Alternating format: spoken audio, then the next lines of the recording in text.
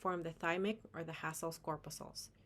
These are masses of concentric cells with flattened nuclei, keratohyalin granules, and lipids. These are functionally active and produce interleukins 4 and 7, responsible for thymic differentiation and T-cell education. To separate lymphocytes from antigens, the blood-thymus barrier contains several layers, including a continuous endothelium with occluding junctions, a basal lamina with pericytes, macrophages, and type 1 epithelial reticular cells with their own occluding junctions. This barrier is important to provide a sequestered environment for immature T cells to develop. The process of T cell maturation is otherwise known as thymic cell education and is marked by CD proteins. CD2 and 7 are present in the early stage of differentiation, designated the double negative stage, because of the absence of both CD4 and 8 molecules. The middle stages of differentiation are marked by CD1 and 3, and both CD4 and 8 molecules, and is thus called the double positive stage. In the single positive stage, lymphocytes are checked to see if they recognize self-MHCs to ensure that they have functioning T-cell receptors. Those that cannot recognize self-molecules undergo apoptosis by neglect. Cells that pass the positive selection differentiate to recognize one type of MHC molecule. Those that recognize MHC1 become cytotoxic T cells, and those that recognize class II become helper T cells.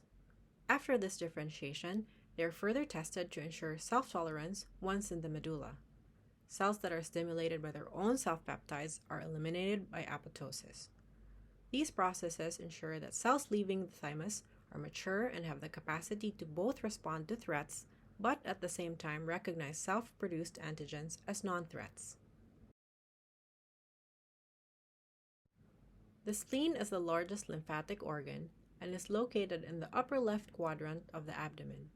Although it receives no direct communication with the lymph, its rich vascular supply allows it to screen pathogens directly from the blood to initiate adaptive immune response to blood-borne antigens.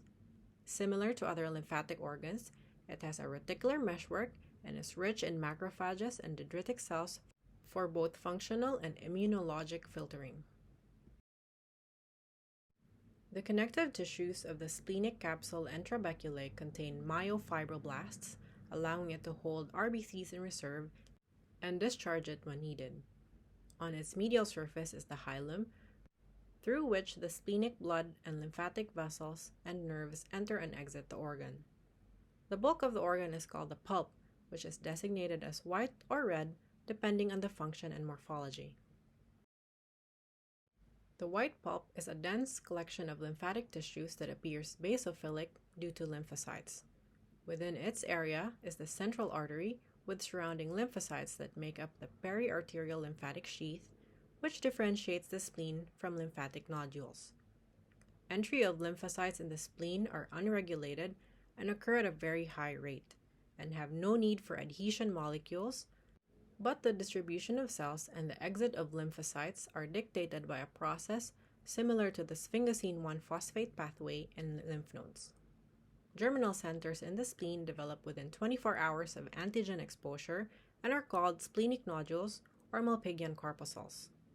The red pulp is so named because of the large number of RBCs that make it appear so. It is also composed of supporting cells and special red pulp macrophages that phagocytose damaged RBCs, break down hemoglobin, and reclaim iron for the formation of new erythrocytes.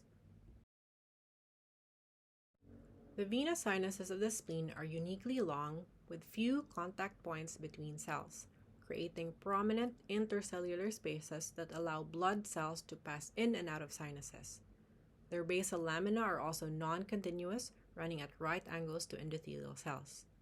Branches of the splenic artery enter the white pulp as the central artery that continues into the red pulp as penicillar arterioles. If surrounded by macrophages, they are termed sheathed capillaries that empty directly into reticular meshwork of splenic cords and return through the walls of the splenic sinuses. This open type of circulation exposes more of the blood to the red pulp macrophages.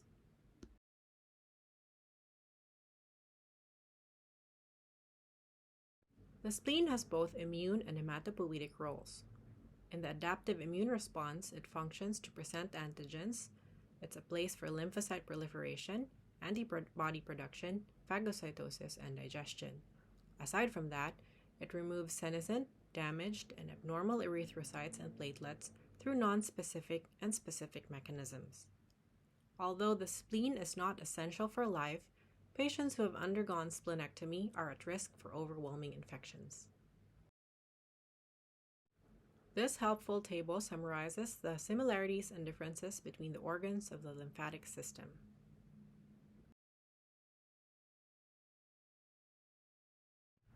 Thank you for your attention. We'll proceed with lesson synthesis and application after this lecture.